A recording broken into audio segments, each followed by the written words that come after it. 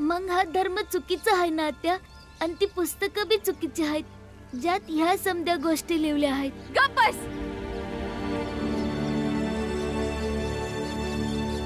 तू काय बोलतोस तुझं तुला तरी कळतंय? इथं घरात बोललास, भीमा तू बाहेर जाऊन बोलशील तर कुणास ठाऊक लोक तुझ्या संग काय करतील. पूजा करतात लोक या पुस्तकांची. तर मग हे चुकीचं आहे ना आई? त्या लोकांनी विचार केला पाहिजे, जे बाई घरची काळजी घेते, जेवण बनवते, आपल्या पोरासनी पोसते, मग ती दासी कशी असू शकते? आणि आई, तू बी ही समधी काम करतीस ना, पण तू बाबांची दासी अजिबात नाही वाटत. आम्ही समध्यांनी बाबासनी तुझ्या संग बोलताना बघितलंय. तुम्ही दोघं एकदम मैत्र वाटता. तर मग तू दासी कशी झालीस? समधी लोक तुझ्या बाबावानी नसतात भीमा. पण आई, प्रत्येक बाईला माझ्या आईवानी नक्कीच असलं पाहिजे, जी आपल्या नवऱ्या संग मैत्रवानी राहील, दासीवानी नाही.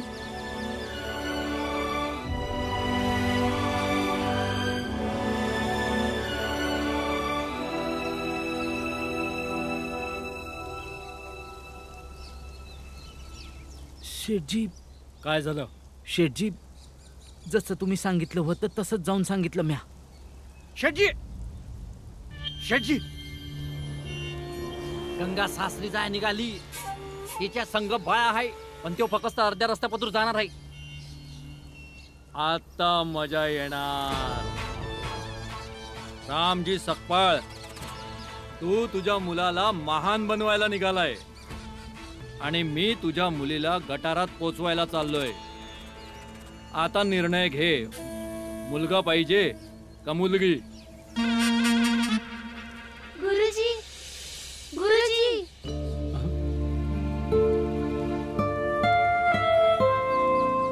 नमस्कार गुरुजी. सुखी राहा, सुखी राहा. मी माधवी आणि ही कामदा. आम्ही चंद्रकांत गोडबोल्यांच्या मुली आहोत. अच्छा अच्छा अच्छा. आणि भीमरावाच्या मानलेल्या बहिणी पण. भीमराव जेव्हा पण आम्हाला भेटतो ना गुरुजी, तेव्हा तुमच्याबद्दल नक्कीच बोलतो. म्हणूनच आम्ही ठरवलं की सरळ तुम्हाला भेटायचं. अच्छा अच्छा अच्छा अच्छा. बोला ना, काय झालं? हे काय? आम्हा दोघी बहिणींकडे सगळे मिळून एवढेच पैसे आहेत. आई बाबा आम्हाला जत्रेमध्ये जाण्यासाठी किंवा गारेगार खाण्यासाठी पैसे देतात. आम्ही त्यातले थोडे पैसे वाचवून ठेवतो. बाळांनो, मला सांगा की लहान मुलं पैसे का वाचवत असतात? कारण त्यांना त्यानंतर काहीतरी चांगलं घेऊन खाऊ शकतील. मग तुम्ही ते पैसे मला का देत आहात? आज सकाळी घरात बाबा आनंदानं आईला सांगत होते की भीमरावला शाळेतनं काढून टाकलंय आणि त्याला कुठल्या शाळेत नाही घेणार. आम्हाला वाटतं भीमाने शिकावं, कारण तो शिकला तर खूप लोकांना शिकवेल आणि सगळ्यांना शिकण्यासाठी प्रोत्साहित करेल. म्हणून त्याचं शिकणं कुठल्याही परिस्थितीत गरजेचं आहे. तुम्ही ठेवा हे पैसे. जर समजा भीमाच्या दाखल्यासाठी पैशांची गरज पडली तर हे उपयोगी पडतील. हे बघा बाळांनो, तुम्हा दोघींची काय इच्छा आहे?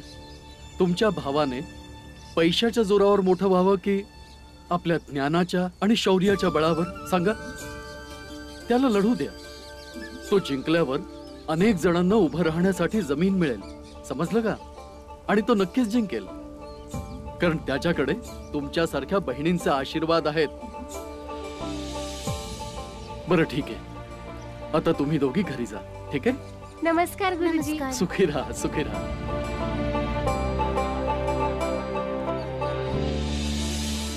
काय रामजी, सगळं ठीक आहे? आज डब्याला बटाट्याची भाजी आणि पुरी आहे, जी तुला खूप आवडते.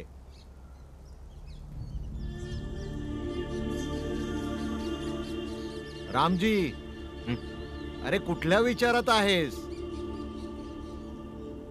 अरे कसला विचार करत होतास? शेठजी, माझ्या मुलाला भीमाला शाळेतनं काढून टाकलंय. काय? मी त्याच्यासाठी लय पुस्तकं नक्कीच खरेदी केली, जेणेकरून तो शिकल.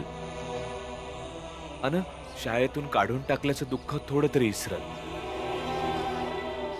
नाही म्हणजे आंबेडकर गुरुजी म्हणले होते की त्याचा दाखला करून घेतील. पर एक बाप हाय त्यामुळे काळजी तर वाटणारच. अहो रामजी, सगळं काही ठीक होईल. कसं तरी शिक्षण होईल. कसं बसं नाही शेटजी. माझ्या भीमाच्या आयुष्यात बाकी समजा कसं बसं झालं तरी मला काही फरक नाही पडणार, पर शिक्षण कसं बसं नाही. माझी अशी इच्छा आहे की त्यानं शिकावं, अजून चांगलं शिकावं. समध्या विषयातलं त्याला ज्ञान असावा. तो लहान पोरांसारखा विचार नाही करत. कवा असं काही बोलून जातो की मोठी माणसं बी विचार नाही करू शकत. त्याच्या काळजी समाज हाय, देश हाय, त्यांचं दुःख हाय, त्यांच्या अडचणी हाय.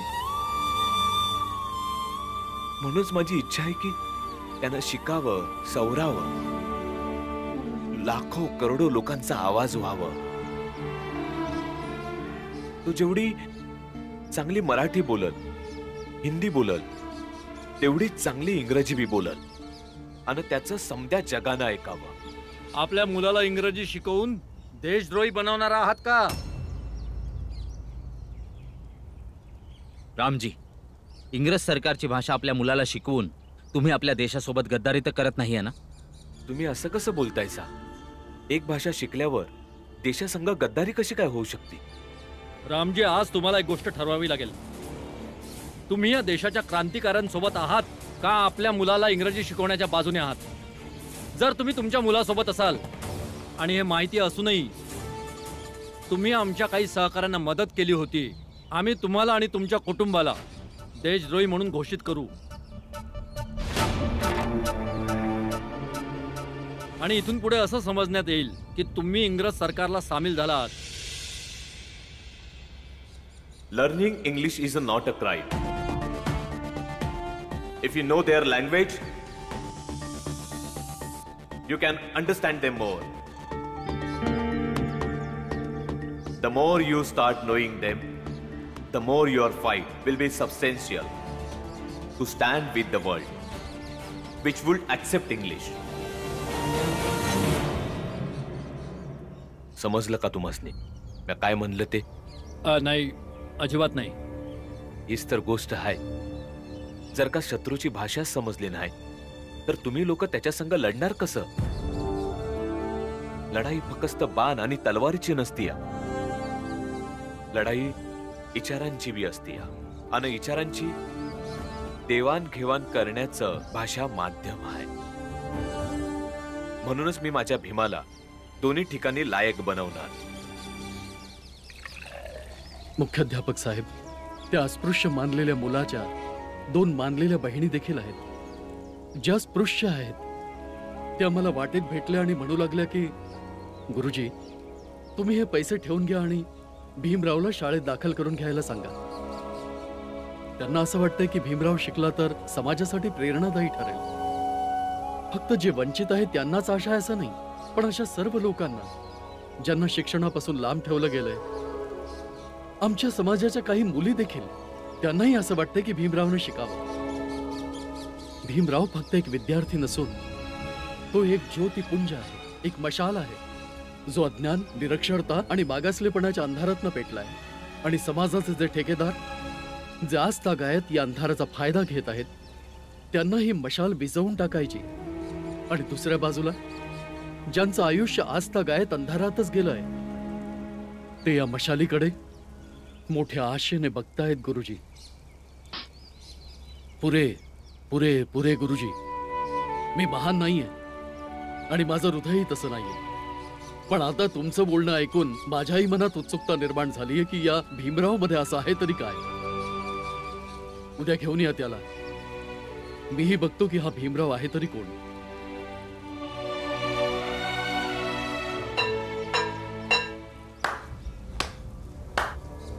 तुम्ही मुलगा जन्माला घातलाय की बॉम्ब? हे बघा, माझा मुलगा हिंसावादी नाही आहे, बुद्धिवादी आहे. सोड मला भीम, सोड. मी म्हंटल ना सोड. नाही ध्रुव, तू त्यांच्यासाठी मारामारी करणार? मग तो मंगेश चहावाला असं कसं बोलला की माझी झोपडी तोडणार आहे म्हणून? ह्याच्या तर आता. अरे ध्रुव, ध्रुव शांत हो आणि मुद्दा समजून घे. तो तसं म्हणलं कारण तू तोडफोड करावी, मारामारी करावी. मग तो समध्या गावाला तुझं हे वाईट रूप दाखवायला मोकळा. आणि मग गावकरी तुला भांडखोर आणि चुकीचं ठरवून तुझा तिटकारा करतील. पण हा रोज असं करायला लागला तर मी किती दिवस सहन करायचं भीम? अरे ध्रुव शांत हो बघू. आणि ह्याच्यावर तोडगा मारामारी करून नाही तर बुद्धीनं काढ ध्रुव. बुद्धी परीच बळकट कोणीच नाही. अरे पण भीम, अभ्यासात तर ढ होतो मी. कोणाच ठाऊक किती बुद्धी असेल. मला फक्त एकच गोष्ट कळते, जे मनात येईल ते करून टाकायचं. अरे ध्रुव शांत हो, तुझा राग शांत कर आणि आज जा.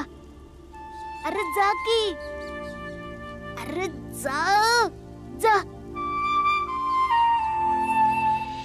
आता ऐक ध्रुव, जेव्हा कवा आपल्याला राग येईल तेव्हा थेट आपल्या घरात जायचं आणि घराला बघून एक मोठा श्वास घ्यायचा.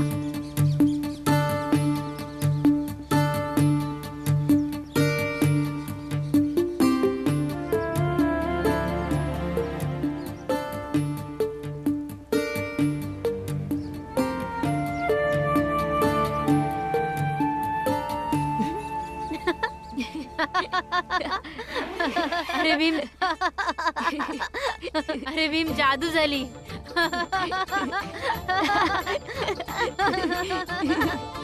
भीमा,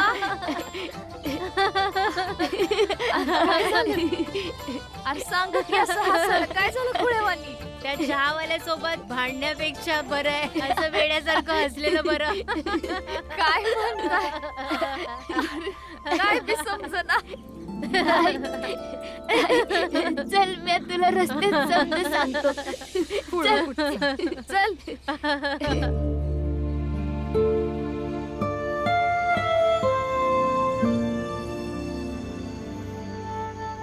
भीमाबाई, गंगाबाईचं इथनं अचानक सासरी जाणं योग्य नव्हतं. तिचं पोरग आजारी हाय, जाणं गरजेचं होतं. आणि काळजी नका करू, समज ठीक होईल. भाऊ, जास्त विचार नग करू. कधी कधी नवरा बायकोच्या भांडणात पोरांमुळे त्यावर तोडगा निघतो.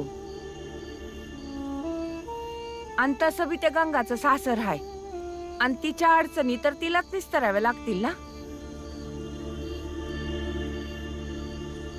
आणि बाबा, 2-4 दिवस झाल्यावर तुम्ही गंगाताईला भेटायला जावा आणि हे पण बघून यावा का समजा व्यवस्थित तर आहे ना. व्यवस्थितच असेल बाबा. भाऊजी भीमला घाबरतात. जर त्यांनी गंगाताईला त्रास दिला ना तर त्यांना भीमच्या समोर जावं लागल. आनंद, तुझं भाऊजी आहेत ते, त्यांच्याबद्दल असं बोलणं बरं नाही. तसं काय नाही आनंद दादा. जेव्हा भाऊजीसनी हे कळल की गंगाताईला बी पोरांची काळजी आहे आणि ती निरोप मिळतात धावत पळत आली, तेव्हा भाऊजी गंगाताईवर रागवायच्या बदल्यात खुश होतील. आणि हे तर बरंच झालं का निरंजन काकांनी निरोप येळेवर दिला आणि त्यांच्यामुळं भाऊजी बी खुश होतील आणि ताई बी. रामजी सकपाळ आणि त्याचं संपूर्ण कुटुंब हाच विचार करत असेल की गंगा सासरी निघून गेली आहे, आनंद साजरा करत असतील. पण त्यांना हे कुठे ठाऊक आहे की तू त्यांच्या आनंदाची वेसण माझ्या हातात दिली आहेस.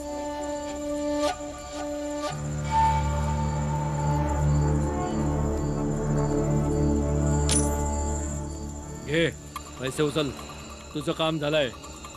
आता आजच्या आज एका रात्रीत तुझ्या बायकोला घेऊन हे गाव सोडून कुठल्या तरी नातेवाईकांकडे जाऊन राहा. चल.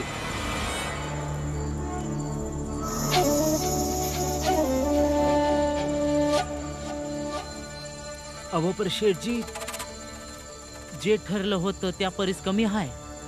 तुझ्या लायकीपेक्षा जास्त दिलंय तुला. आता काय माझी संपत्ती पण तुझ्या नावावर करू काय? हे तुम्ही चांगलं नाही करताय शेठजी. निमूटपणे तुझी बायको पोरं घेऊन निघून जा, नाहीतर उद्या सकाळी जर का रामजीला कळलं तर तो तुला सोडणार नाही आणि तुझ्या समाजाची माणसं तुला सोडणार नाहीत. समजलं? चल निघित ना.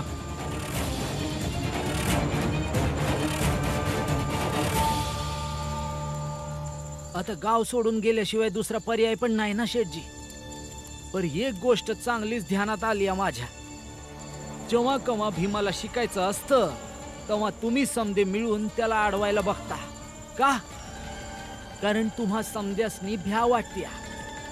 जर आम्ही समदे शिकून शान झालो तर तुम्ही आम्हासनी असं फसवू नाही शकणार. भीमराव, भीमराव, भीमराव. आलो गुरुजी.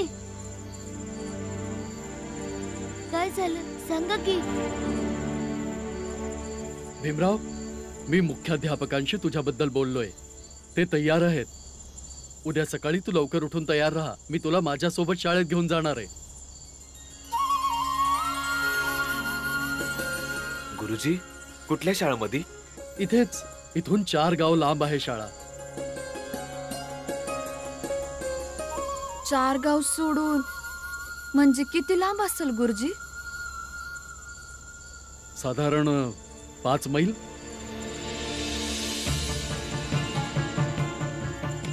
5 मैल म्हणजे येऊन जाऊन 10 मैल.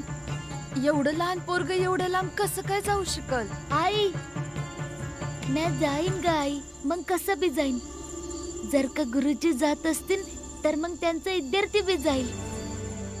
भीम, 10 कोस लय जास्ती असत्यात. येण्या जाण्यात लय त्रास होईल. तू अजून लहान आहेस ना. पण शिकाया बी मिळेल ना आत्या. आणि दुसरं कुठलं मार्ग बी नाही आहे. अहो तुम्ही तरी समजा की 10 मैल रोज जायचं म्हणजे खायची गोष्ट आहे का? गुरुजी,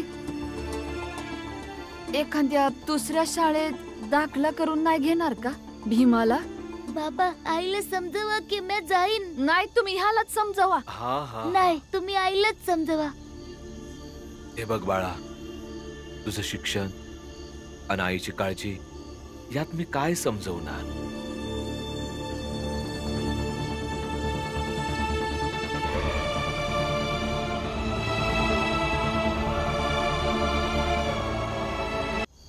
अरे भीम, कुठे चाललायस? अरे भीमा, तरी अरे सांगून तरी जा कुठे चाललायस त्यो.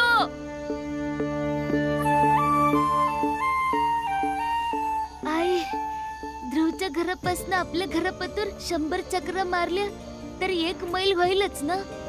तर मग मी तुला 500 चक्र मारून धावतो. तर मग तुला खात्री पटेल ना का मी शाळेत जाऊ येऊ शकतो. मी चाललो. अरे नाही भीमाबाई, त्याला अडवू नकस. एकतर विश्वास ठेव की तो चालत पळत पडत उठत शाळेला जाईल. आणि जर तुझा विश्वास नसेल तर एकदा आजमावून बघ की भीम ते पूर्ण करतो की नाही. भीम, भीमाबाई, तुम्ही तर भीमरावच्या आई आहात. त्यामुळे तुम्ही तर भीमरावला चांगलंच ओळखता. तुम्हाला तर चांगलंच ठाऊक आहे की भीमरावला शिकण्यापासून कुणीच अडवू शकत नाही. जाऊ द्या ना त्याला शाळेत.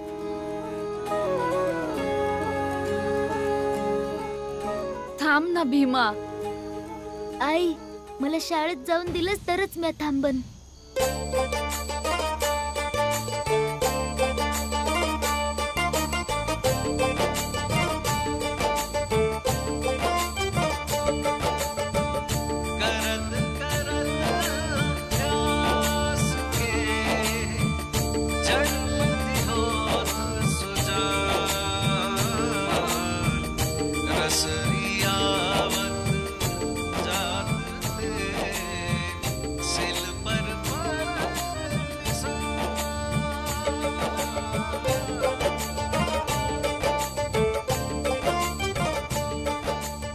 हा ठीक आहे, जा तू शाळेला.